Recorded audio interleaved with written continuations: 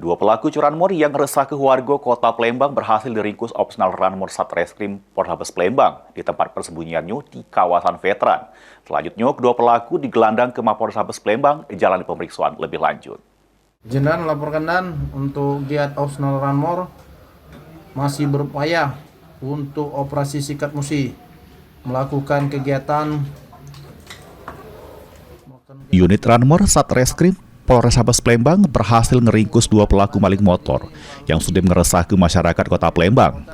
Kedua pelaku ditangkap di kawasan Veteran. Sesudah sebelumnya sempat terjadi bebesan. Doanya, amin. Pi, semangat Pi. Semangat Kak, masih dicari Kak? Nah, bismillah. Kedua pelaku yakni MR, warga Bendungan Kelurahan 20 Ilir, Kecamatan Keboning Palembang. Sedangkan rekannya AR, merupakan warga Jalan Mangkubumi, Kelurahan 3 Ilir, Kecamatan Ilir Timur 2 Palembang. Alhamdulillah, ungkap sikat musi.